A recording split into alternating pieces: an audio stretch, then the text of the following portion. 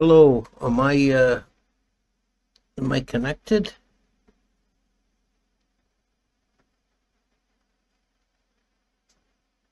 Let me know in the chat if I'm getting through. Got my doubts.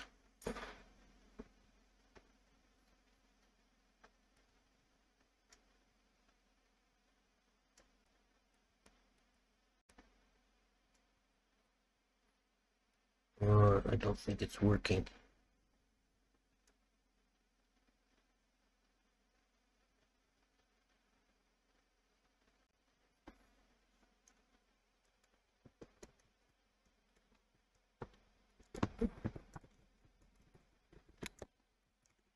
Let me know in the chat if you can hear and see me. Okay, I'm getting some positive feedback. Okay. I'll try. I'll keep an eye on the side of the screen that has the indicator for streaming. Last week it died on me early on, and I didn't catch it, and I just kept talking into the ether for half an hour. And we'll try again this week.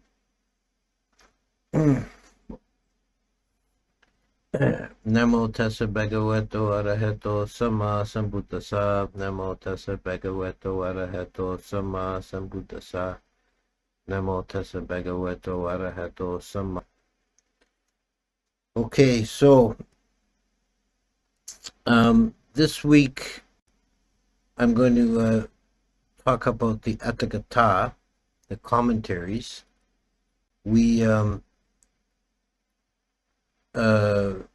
covered the three pitakas or in previous sessions, the canonical texts. The commentaries date from a later period, and they're generally considered in Theravada countries to be second only to the canon itself in authority. They're held in a very high regard. Most of the Atthakatthās are attributed to Buddhaghosa.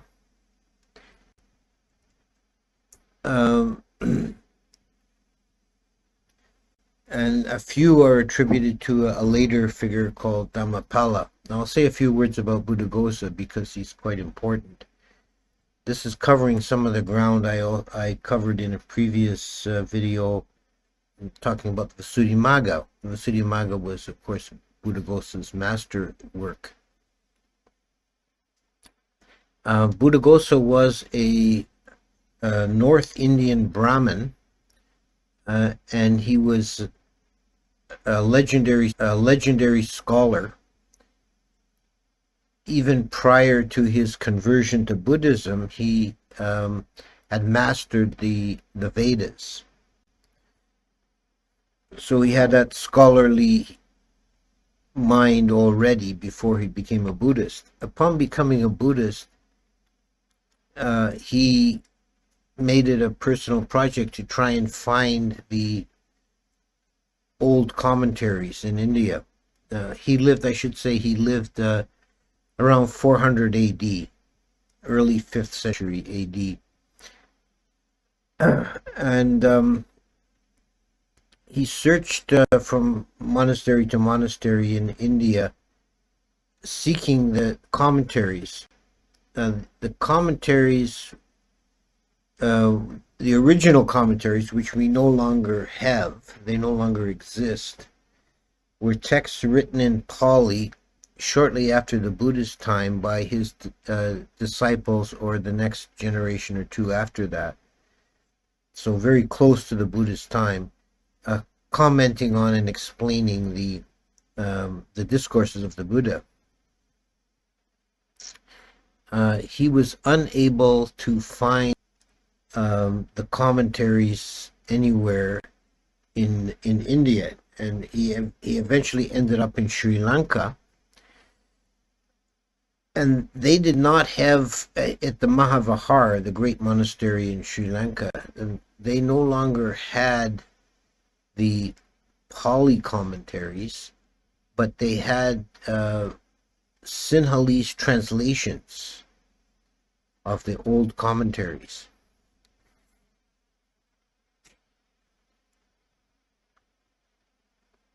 And Buddhaghosa took it upon himself to, with the approval of the elders at Mahavihara, he took it upon himself to undertake the project of back translating the Sinhalese commentaries into Pali. The Pali commentaries that are called Atthakatthā in Pali, they are what we have today, are the work of Buddhaghosa, purporting to be translations of the old commentary. Although we don't know with any degree of certainty how much editorial license he took with the commentaries, how much is a direct translation and how much is Buddhaghosa's own gloss and opinion. It appears to be that he did fill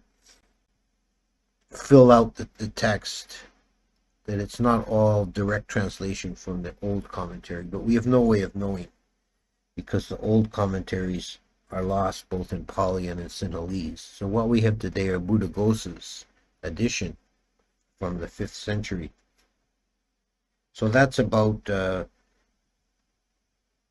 or 900 years from the Buddha's time.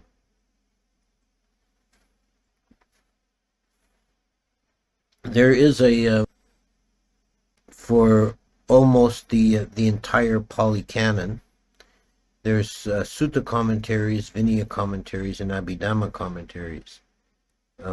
Buddhaghosa is almost surely the editor or translator of the commentaries to the first 4 Nikayas. As for the rest of the text, there's some controversy about how much is Buddhaghosa and how much is somebody later. Much of the Khuddaka Nikaya commentaries are attributed to Dhammapala, who lived a few centuries after. Much less about Dhammapala. We're not even sure of his dates, but he certainly was later than Buddhaghosa. Now, so that's the origin of the Atthakatthās. What do we find in the Atthakatthās? First of all, there's for much of the text, there is a almost completely line by line parsing of the original, the Pali from the canon. This is extremely useful to modern translators. If there are doubtful passages or uncertain readings, they'll often refer to the commentary for some guidance. Words are explained and defined, obscure compounds are broken down, etc. So the commentary is useful in that regard as a linguistic tool. There's also some doctrinal analysis of obscure points.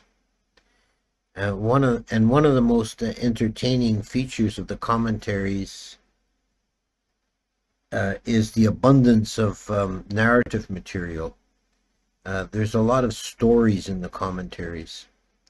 Very often, if an individual is named in a sutta, but nothing much is said about him, the commentary will have a whole biographical story, very often even including details from previous lifetimes.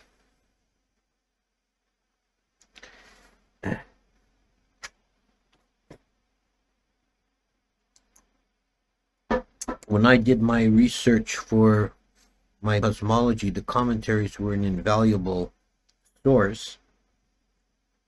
Much of the cosmological framework is from the sutta, but there's a wealth of details fleshing out the bare bones of the suttas. Details about the different heaven realms and the different beings like nagas and supanas, etc. So this is another feature of the commentaries. We can see between the period of the suttas and the period of the commentaries, we can see some doctrinal evolution. Sometimes we see, for example, in the commentaries, a tendency to elevate the nature of the Buddha to almost divine status, downplaying his human side. This, of course, is carried on to a much greater degree in the Mahayana, but we see it already in the commentaries. For example, the episode which comes from the Samyutta Nikaya, where after the Buddha's enlightenment, the Brahma Sahampati came on bended knee to beg him to teach, because the Buddha's first inclination was just to enjoy the bliss of enlightenment. And he said to himself, this teaching of mine is difficult and will be rejected by those attached to their sense pleasures. It'll just be a wearisome vexation for me to try and teach it. So his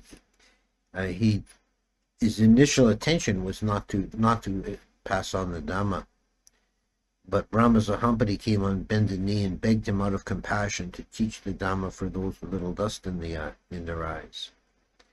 The commentarial gloss on this passage doesn't want to allow that the Buddha initially was reluctant to teach. And it says he was only feigning that in order to get Brahma to beg him to teach, because beings in India had great respect for Brahma, and they would take his teaching seriously if they knew that the Brahma had endorsed them.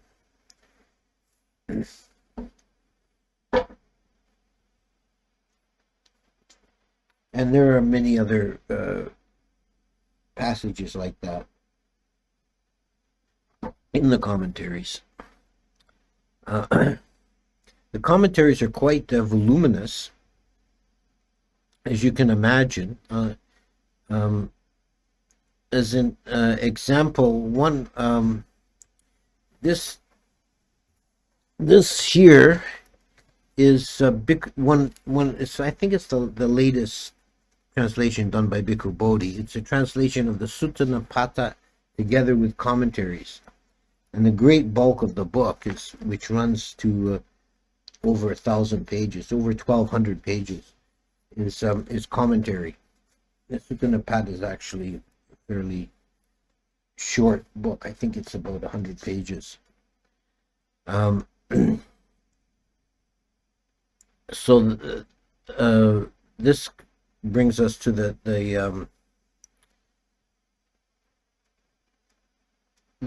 topic of translations, availability of translations. That there are no complete English translations of the Atthakatthā. Some portions of it have been translated. I just showed you the translation of the Sutta Nipata, which is probably not Buddhaghosa. It was probably Dhammapala, translator or editor of that work. The Buddhist Publication Society has a number of titles available for commentaries on individual suttas, many of them done by Bhikkhu Bodhi, but a few done by other scholars. This is a particularly interesting one. It's the commentary to the Satipatthana Sutta. It's translated translated by Somatera, and they're all fairly short. I mean, this is another one by Bhikkhu Bodhi. They're available from the Buddhist Publication Society in Sri Lanka. You can look them up on the internet, and many of their shorter works are available for free download as PDFs. I haven't checked to see which ones of the commentaries are.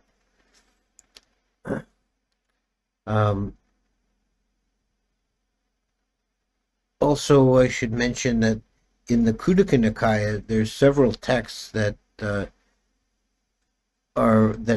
commentaries have been translated, and the commentaries are probably better known than the original canon in some ways. For example, the Jatakas. The Jatakas, which are past lives of the Buddha, the only portion of the Jatakas that are considered to be canonical are the verse sections, whereas the bulk of the Jataka are prose stories that are expansions from the verses, and those are all commentarial. They're attributed to a late commentarial tradition. Maybe Dhammapala, maybe somebody else.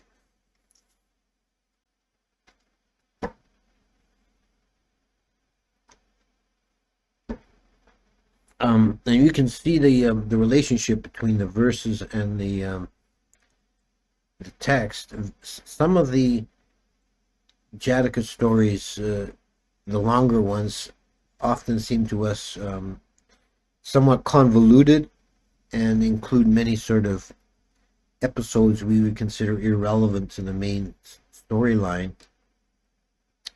But they're included to attempt to explain the verses. The same applies to the Dhammapada.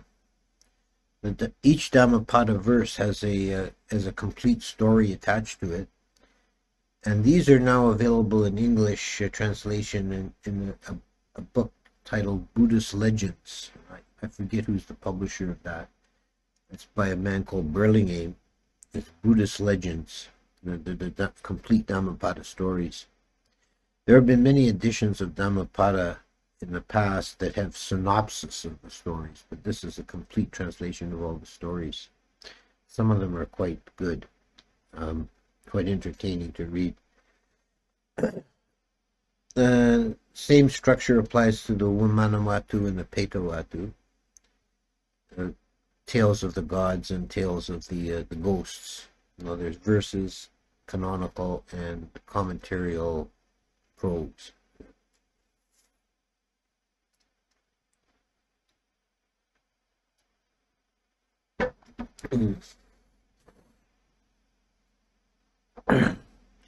I'll also round this out by mentioning what are called the tika, Tika, the sub-commentaries.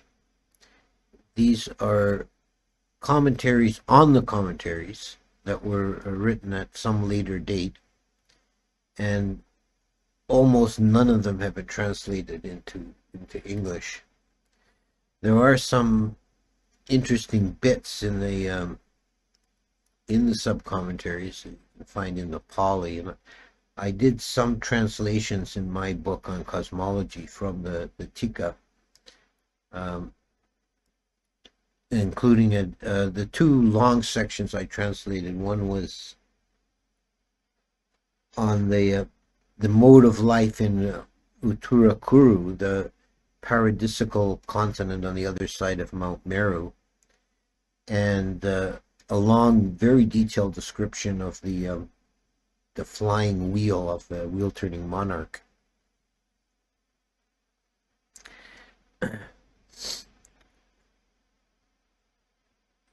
There's a tika even to the Sudimagga sub-commentary. The Sudimagga itself is considered to be commentarial work, commentarial era anyway, and so it's not officially classed as Atthakatthā by Buddhaghosa, and it's from that same period.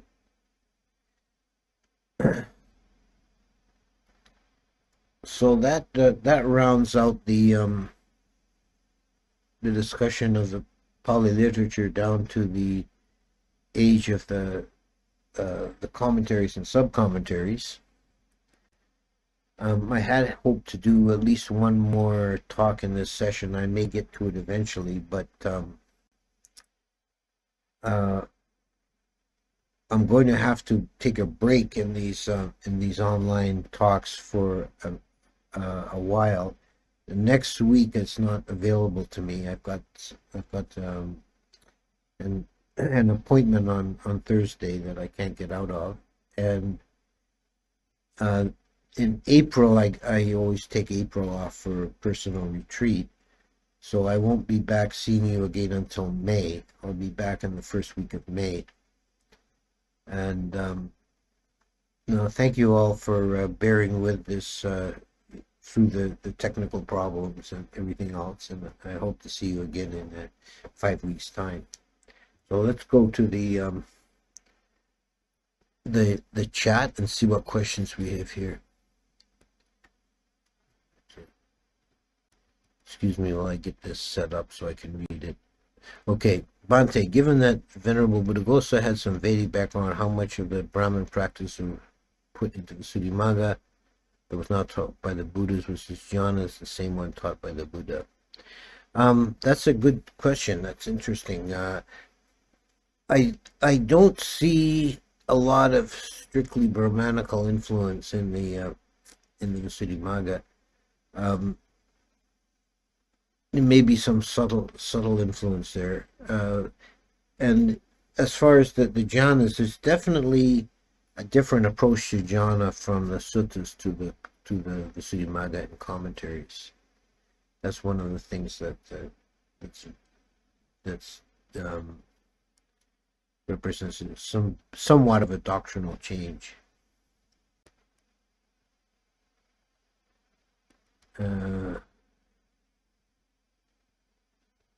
What does vijnana anidasana mean? Is it consciousness outside the six senses?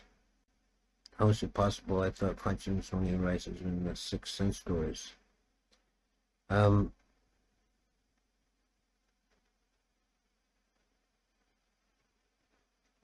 vijnana only arises in the six sense doors.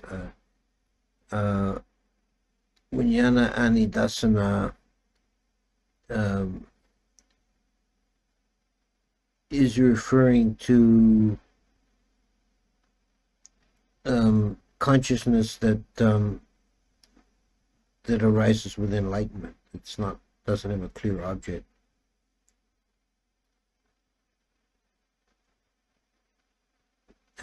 Someone's asking about my health. Yes, my health is. Have you ever tried using large language modeling AIs for translating Pali? I have as an experiment, I've tried putting Pali passages into AI and see what comes up, and they're actually not bad. They're actually not bad translations. I still would not trust an AI translation 100%. I'd still want to go over to check it. I currently have a cat. Let's say it came to anagami, and sometime after that the cat dies, but I want to go adopt another cat. Probably not, unless it was for a purely practical purpose, like getting rid of mice.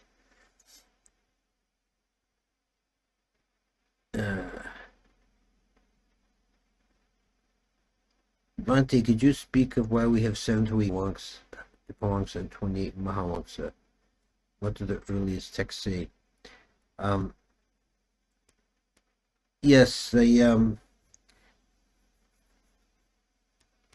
are lists. There are lists of Buddhas beyond the five in some of the later texts. Like, we are in this world system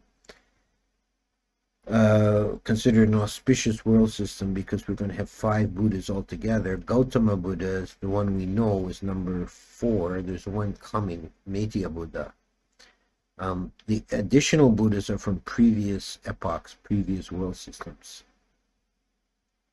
And there are lists that go on. I forget how many, but there's lists of dozens of Buddhas that go back into past world systems.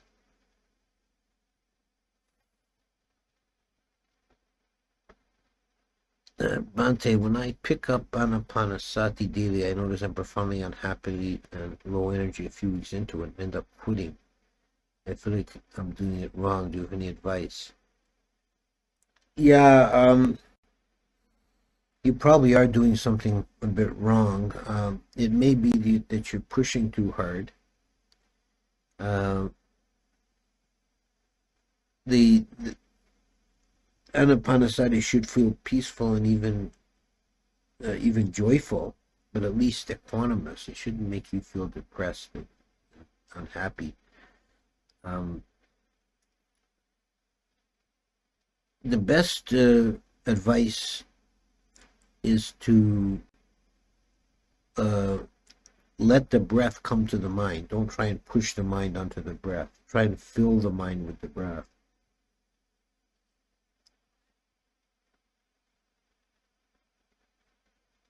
As a state of stream enter can only be accomplished if one has reached jhana absorption. I'm not sure what EBT stands for, but there is a theory or a doctrine from Abhidhamma that there's no Maggaphala, meaning no enlightenment, without jhana. But some of the pure insight traditions, like Mahasi Sayadaw, that don't practice formal jhana work, they say that that just doing vipassana, the mind will have a momentary jhana before enlightenment. So they kind of, because they're also big believers in Abhidhamma, so this is how they reconcile the two. Bhante, knowing 100 billion organisms live in 1 liter of seawater and the yolk and blind turtles every 100 years, Sutta, what are the chances of human being reborn as human or higher? Very, very, very, very low in general. The samsara is like a pyramid. The lower realms are much more crowded and voluminous than the higher realms, and the human rebirth is considered very fortunate. But if a person keeps good morality, keeps the 5 precepts, that's a strong karmic force for rebirth into the human realm. So it's possible. You have a better chance, let's put it this way too, you have a better chance if you're already human at birth than someone who's already fallen to the lower realms to get out of there. Could you give a talk on the Walama Sutta? Yeah, I'll think about that. That's probably a good topic. I'm thinking about going to a Thai forest monastery in UK for a weekend or so. Do you have any recommendations? Well, we have in the Ajahn Chah tradition, we have Amaravati and Chithurst near London, and Harnham up near the Scottish border. You'd probably get more seclusion at Chithurst, but you'd have more opportunity to hear teachings and interact at Amaravati. Oh, EBT is early Buddhist text. Okay, thank you. What's Bhante's opinion on Mahasi method? I know the Mahasi method quite well. That was my original entry into the Dhamma. I was a Mahasi follower for many years. And I think it's a very good method, actually, for developing